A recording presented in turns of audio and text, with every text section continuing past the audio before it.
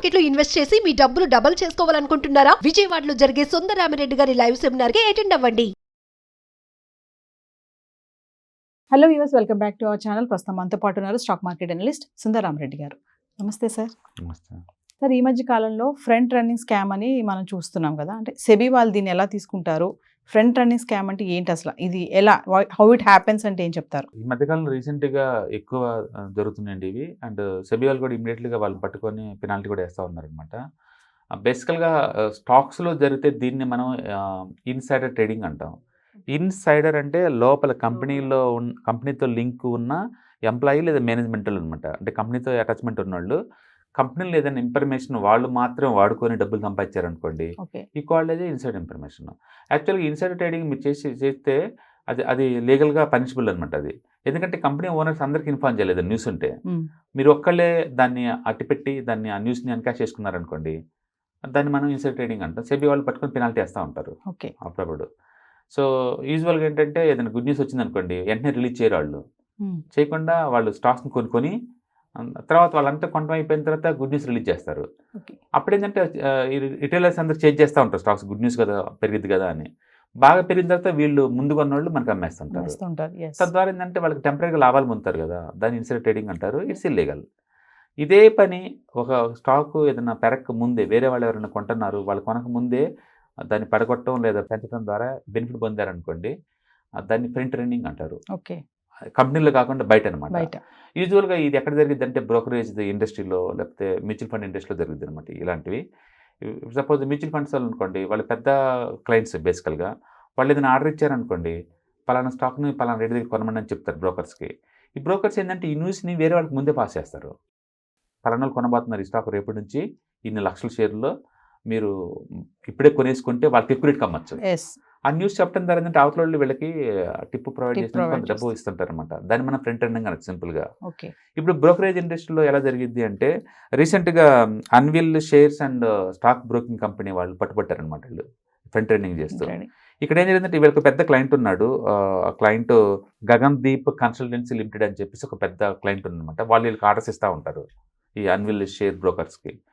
వాళ్ళు ఏం చేస్తుంటే వాళ్ళు పెద్ద ఆర్డర్ వీళ్ళకి రాగానే ఇమీడియట్లీగా ఏంటంటే వాళ్ళు కొనే ముందే ఆ డీలర్స్ అనే వాళ్ళు ఫోన్ చేసి చెప్తున్నారు వేరే వాళ్ళకి, పలానాలు ఈ స్టాక్స్ కొనబోతున్నారు బల్క్లో, మీరు కొనుక్కోండి వీటిని అని చెప్పేసి.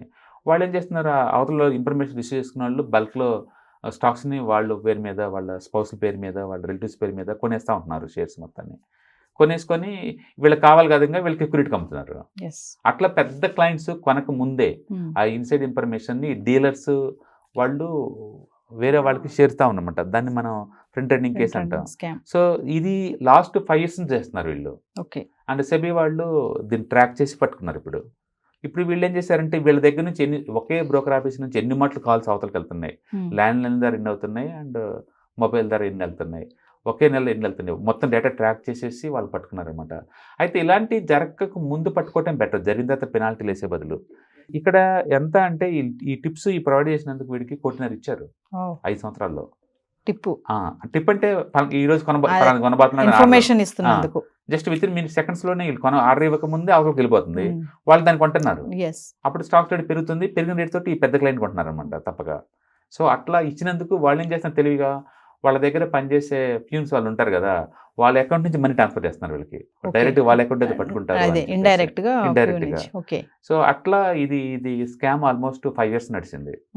అండ్ రీసెంట్గా సెబీ వాళ్ళు డేటా మొత్తం అనాలిసిస్ చేసి తీసుకున్నారు. ఎందుకంటే ఆర్టిఫిషియల్ ఇంటెలిజెన్స్ పెరిగిన ఈ రోజుల్లో ప్రతి బ్రోకర్ టెర్మినల్స్ మీద కనుక సెబీ వాళ్ళు ఫోకస్ చేస్తే ఆ కాల్స్ ఎలా ఇన్ అండ్ అవుట్ అవుతున్నాయి మనకు అర్థం అవుతుంది. ఒకే లైన్ నుంచి ఇంకో లైన్కి ఫ్రీక్వెన్సీ కాల్స్ వెళ్తున్నాయి అనుకోండి, వాళ్ళకి డౌట్ వచ్చి పట్టుకుంటారు ఈజీగా. అట్లా వాళ్ళు ఇన్సైడ్ ట్రేడింగ్ ట్రాక్ చేస్తారనమాట. కాబట్టి ఇక్కడ ఫ్రంట్ రన్నింగ్ అనాలి, ఎందుకంటే ఇన్ఫర్మేషన్ ఎన్కరేజ్ చేస్తున్నారు కాబట్టి. అండ్ కేతన్ పటేల్ రీసెంట్గా ఆయన కూడా సస్పెండ్ చేశారు ఇదే రీజన్ తోటి. అందుకని ఇన్ఫర్మేషన్ని అంటే బ్రోకర్ లెవెల్లో లీక్ అయినా లేదా మ్యూచువల్ ఫండ్ లెవెల్లో లీక్ అవుతున్నా ఆ లీక్ అయిన ఇన్ఫర్మేషన్ బేస్గా తీసుకుని మనీ మేక్ చేస్తే కనుక దాన్ని అంటే ఫ్రంట్ రన్నింగ్ అంటారు. దీని ద్వారా ఏంటంటే ఆ రోజు కొన్నోళ్ళు లాస్ట్లో అమ్మాల్సి ఉంటుంది, లేదా ఎక్కువ రేట్ పెట్టి కొనాల్సి వస్తుంది అనమాట ఫ్రంట్ రన్నింగ్ వల్ల. ఇది అమెరికాలో చాలా సీరియస్ తీసుకుంటారండి, బట్ ఇండియాలో ఏంటంటే కోర్టు బయట సెటిల్ చేసుకుంటారు. అందుకని పెద్ద పనిష్మెంట్ ఏమి ఉండదు. అందుకని సెబీ వాళ్ళు పనిష్మెంట్ వేసి అంత డ్యామేజ్ అయిన తర్వాత వేసే బదులు అంటే ప్రివెన్షన్గా ముందే వాటిని ట్రాక్ లిస్ట్లో పెట్టారనుకోండి, Yes. దాన్ని మనం ట్రాక్ చేసుకో. ఎందుకంటే ఒక ప్యాటర్న్ మ్యాచ్ అవుతుంది అనుకోండి ఇద్దరు బిగ్ ప్లేయర్స్కి. ఇక్కడ ఉన్న స్టాక్స్ ఆడగొంటున్నాడు, ఇక్కడ ఎలా మూవ్ అవుతుంది, అలా మూవ్ అవుతుందంటే మనకు అర్థమైంది ఇద్దరు కలిసి ఏదో కలిపి చేస్తున్నారనే విషయాన్ని. Yes. రెండోది ఒకే బ్రోకర్ టెర్మినల్ నుంచి ఒకే ఎంటిటీకి నెంబర్ ఆఫ్ టైమ్స్ కాల్స్ వెళ్తా ఉన్నాయి అనుకో ఇంటర్డేలో, Yes. అట్లా ట్రాక్ చేసుకోవచ్చు. అట్లా ఈ బ్రోకర్ టెర్మినల్లో ట్రాకింగ్ చేయడం ద్వారా వీటిని కంట్రోల్ చేయొచ్చు. Yes. అంటే ఎవరైతే బ్రోకరేజ్ ఉన్నారో మధ్యలో మీడియేటర్ అంటున్నారు మీరు, ఆ, ఆ టిప్ ద్వారానే వాళ్ళ లైఫ్ సెటిల్ అయిపోతుంది. మీరు ఇందాక ₹1,00,00,000 ఎంత చెప్పారు టిప్? వాళ్ళకి టిప్ ద్వారా 1,10,00,000 ఇచ్చారు. అవతలోళ్ళు దీని ద్వారా మనీ మేక్ చేసింది ఆల్మోస్ట్ 4 కోట్ల మనీ మేక్ చేశారు అవతలోళ్ళు. అండ్ వాళ్ళు ఇప్పుడు 12 కోట్ల అకౌంట్ ఫ్రీజ్ చేశారు సెబీ వాళ్ళు. ఓకే, ఫ్రీజ్ అయిపోయింది. ఫ్రీజ్ చేశారు ఇప్పుడు రీసెంట్గా. ఎస్.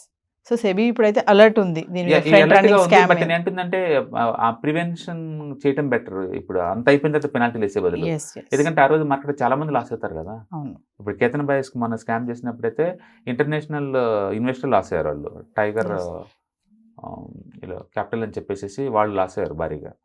Yes. వాళ్ళు ఏదో అమ్మడానికి పెట్టినప్పుడు స్టాక్ని పాలసీ బజార్ Yeah. స్టాక్స్ని వాళ్ళు అమ్మడానికి రెడీ అయ్యారు. ఆ విషయం వీళ్ళకి తెలిసేసి దాని ముందే షార్ట్ కొట్టి కూర్చున్నారు. స్టాక్ దారుణంగా పడింది. ఇంకా పడ్డా కూడా వాళ్ళు తక్కువ రేటుకి అమ్మాల్సి వచ్చింది. Yes. వాళ్ళు అమ్మినప్పుడు వీళ్ళందరూ కొనుక్కున్న తర్వాత ఎక్కువ రేటుకి అమ్ముకున్నారు. Yes.